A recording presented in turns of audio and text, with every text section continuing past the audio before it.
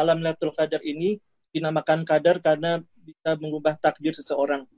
Yaitu seperti kata Nabi, doa seseorang bisa mengubah takdir, panjang umurnya, sehat, kesehatan badannya, dan seterusnya. Baik. Saya akan mulai dulu dari pertama supaya kita bisa urutkan dengan lebih sistematis. Waktu Al-Qadar. Ya, waktu malam Al-Qadar. Jadi kalau kita sudah sebutkan Lailatul Qadar, kita bisa tutup kalimat malamnya karena Lailah itu sudah berarti malam, ya, malam istimewa. Ya. Waktu Lailatul Qadar karena isyaratnya lail, malam, dan istimewa pakai tak di situ.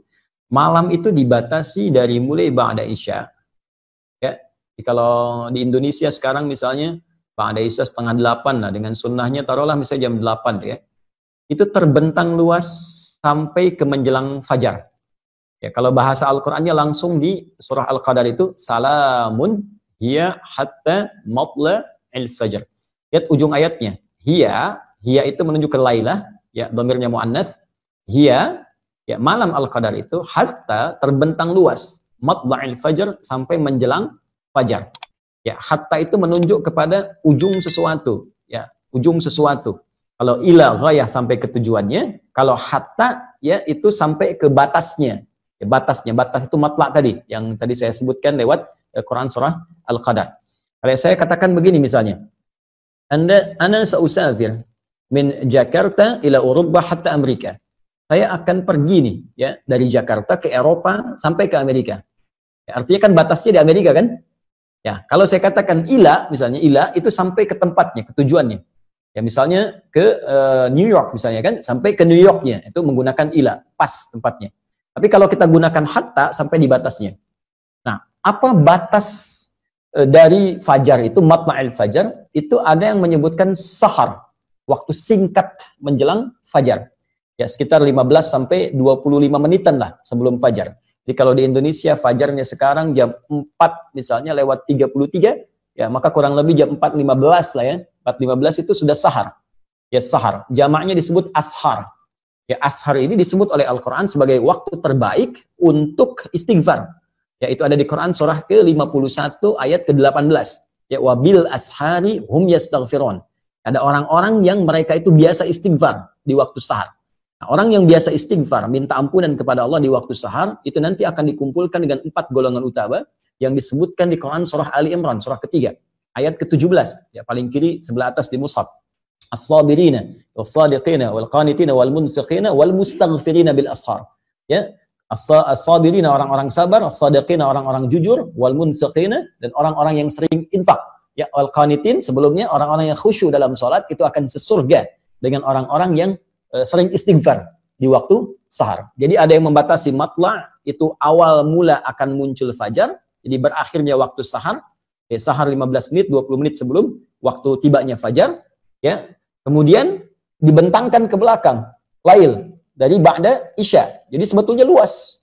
Ya, dari jam 8 ke atas lah, sampai terus kalau waktu Indonesia 4/4. Itu luas. Tapi kalau Anda ingin mengambil esensi yang paling bagus, saat-saat mustajab, itu memang tengah malam.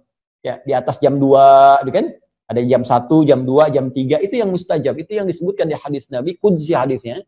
Dan golongan pertama yang menerima dari Nabi itu 30 orang, sahabat utama. Hampir semua sahabat utama, Abu Bakar As-Siddiq, Umar bin Khattab, Utsman bin Affan, Ali bin Abi Thalib, radhiyallahu alaihim jami'an, itu meriwayatkan hadis ini. Ya, sampai-sampai ada kalimat yang sangat indah gitu. Allah menyampaikan kepada hamba-hambanya, siapa yang meminta, aku akan kabulkan. Ya, siapa memohon, aku berikan. Wa man istaghfara li ghafartulah. Siapa yang minta ampun, aku ampuni. Itu yang dikejar. Karena itu Nabi SAW, para sahabat, radhiyallahu alaihim, orang-orang soleh zaman-zaman dulu sampai ke sekarang, itu menghidupkan malamnya, khususnya untuk mengejar puncak-puncaknya. Ya, di puncaknya lagi dikejar. Jadi dari ba'da isya itu, mereka terus baca Quran, ada yang sholat, nggak berhenti tuh rata-rata. Ada sebagian orang-orang, termasuk di masa sekarang, ya kita pada umumnya, itu mengejar puncaknya saja. Di umumnya kan ba'da isya, tarawih, istirahat kan, bangun lagi malamnya. Ya, orang dulu itu banyak istirahat di siangnya, sehingga malamnya bisa hidup sampai dengan ke ujungnya. Jadi kalau kita katakan kembali ke Al-Quran, ditanya, Ustadz, kapan waktu Al-Qadar itu, malam Al-Qadar tepatnya, kembalikan pada keterangan Al-Quran, terbentang dari malam itu, ya ma ba'dal isya, dari setelah isya itu sampai ke menjelang fajar.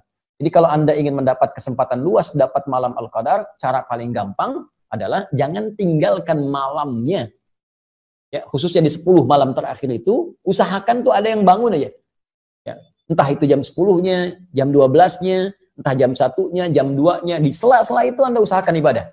Ya, khususnya di ujung-ujung akhir itu.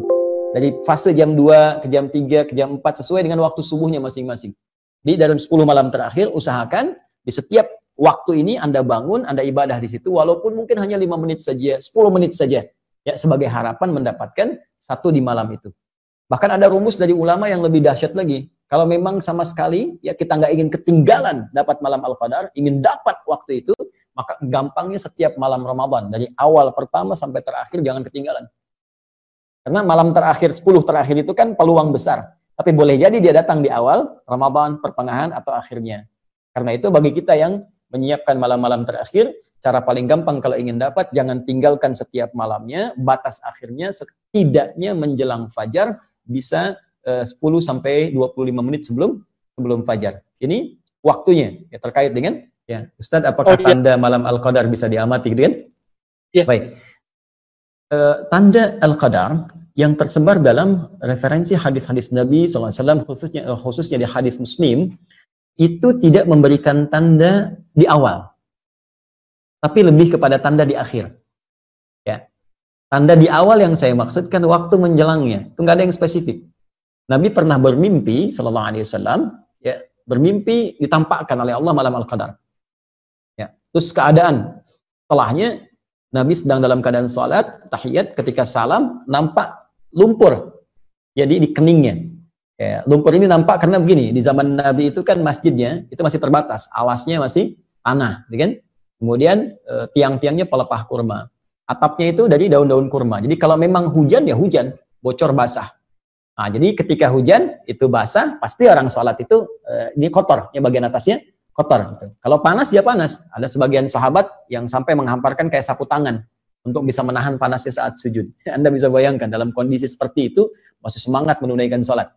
Ya, ini dalil kebolehan perempuan pakai mukena, walaupun ada sedikit ya yang menghalangi dengan keningnya. Ini bukan penghalang sebetulnya, yang mukena itu. Ya, ini disampaikan dalam satu riwayat tadi yang sahabat menghamparkan semacam sapu tangan untuk bisa menjembatani dengan tanah. Ini diambil oleh para ulama kebolehan mukena, ya, walaupun akan lebih bagus kalau dibuka sehingga ini bisa nempel, tapi kalau tertutup tidak sengaja karena batas yang kecil, tidak ada masalah, termasuk kebolehan dalil menggunakan sajadah.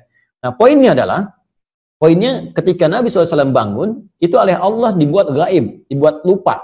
Ya, waktunya kapan? Malam keberapakah? Apakah pertama, kedua, terakhir? Oleh Allah Subhanahu wa taala dibuat lupa. Tapi tanda itu masih nampak. Saya kata Nabi SAW itu tampak di kening saya itu ada lumpur. Nah, yang paling menarik, ketika ada satu waktu keesokan harinya, ya, itu Nabi SAW sholat dengan sahabat subuh-subuh, begitu salam teman-teman, assalamualaikum warahmatullahi wabarakatuh, dan salam terlihatlah di kening Nabi itu ada lumpur. Maka sahabat baru menyadari, Allah, tadi malam Al-Qadar. Ya, tadi malam Al-Qadar, tadi malam Lailatul Qadar, gitu kan.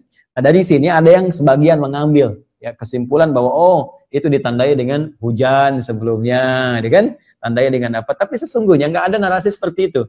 Ya, narasi-narasi yang disampaikan tanda kebanyakan setelahnya. Ya, bisa ada hujan, bisa cuaca cerah, bisa jadi. Karena mungkin peristiwa spesifik pada zaman Nabi saja, pada saat itu, keadaannya mungkin hujan. Ya, boleh jadi di masa-masa yang berbeda, mungkin tidak hujan. Ya, mungkin keadaannya nyaman, tenang. Nah, hanya ada digambarkan bahwa malam Paskah itu, oleh Al-Quran disebutkan kalimatnya salam. Salam, tenang, damai. Nah, ini, jadi ada feel ya, yang diberikan ke dalam perasaan kita. Jadi kata Allah tuh, feeling kita di hati tuh malam ini kok beda ya. Salamun. Lihat di surah Al-Qadar di ujung ayatnya. Salamun hiya hatta matla'il fajr. Salamun. Malam itu begitu tenang, damai. Jadi ada suasana satu malam yang terasa bagi sementara orang itu kok enak banget ya. Ibadahnya enak, nyaman, berdoa tuh kayak khusyuk gitu. Nah, itu ada yang menyebutkan dari sini itu tanda yang diberikan oleh Allah ke dalam jiwa kita. Ya. Baik, dan keesokan harinya itu digambarkan suasana alam. Ini kalau ini benar riwayatnya ya, lebih tenang, kemudian nggak terlalu mendung, nggak terlalu terang, kelihatan tumbuh-tumbuhan tuh sejuk, gitu kan? kayak habis bersujud, kayak habis wah tenang kan. Kenapa digambarkan begitu tenang? Karena di Al-Qur'an disebutkan riwayat ya dalam firman Allah Subhanahu wa taala bahwa malaikat turun semua. Tanazzalul malaikatu warruhu fiha. Allahu akbar. Ya, ruh itu kan malaikat Jibril. Malaikat Jibril itu tugasnya selesai ketika Nabi wafat untuk memberikan wahyu. Tapi hanya 1 kali dalam setahun turun. Ya, dalam malam Al-Qadar. Tugasnya selesai, hanya setahun sekali turun di malam Al-Qadar. Tanazzalul malaikatu warruhu fiha. Di malaikat saking dahsyatnya malam Al-Qadar, semua malaikat turun. Termasuk Jibril. Ya, malaikat itu jamak dari kata malakun. Kalau malakun satu, ya, mahadza basyara, ya. In hadza illa malakun karim. Kata orang-orang sosialita yang kumpul di masa Nabi Yusuf, yang ini sih bukan manusia, ini malaikat yang nyamar jadi manusia. Satu orang malakun. Kalau banyak itu malaikat. Jadi saking padatnya bumi, itu malaikat turun. Saya punya bejana nih, ini kan kalau ini pot ya. Kalau ini saya kosongkan, teman-teman. Saya isi 1-2 kelereng. Saya goyang-goyang gini bunyi kan? Kan?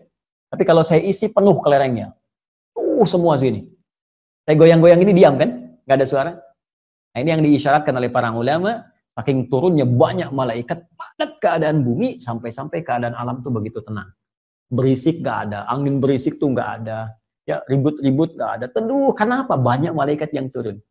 Nah, maka ada yang mengartikan, kalau Anda di malam Ramadan terasa ada ketenangan tersendiri, dan alam keadaan tenang, kayaknya sejuk, maka cepat bergegas untuk ibadah malamnya. Boleh jadi itu malam Al-Qadar.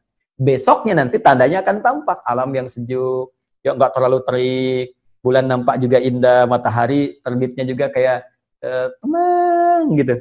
Nah, itu feel-nya bisa berbeda satu dengan yang lainnya. Tapi kalau ingin dapat secara singkat, gampang. Setiap malam Ramadan, ya ibadah aja. Nanti salah satunya akan terasa kenikmatannya.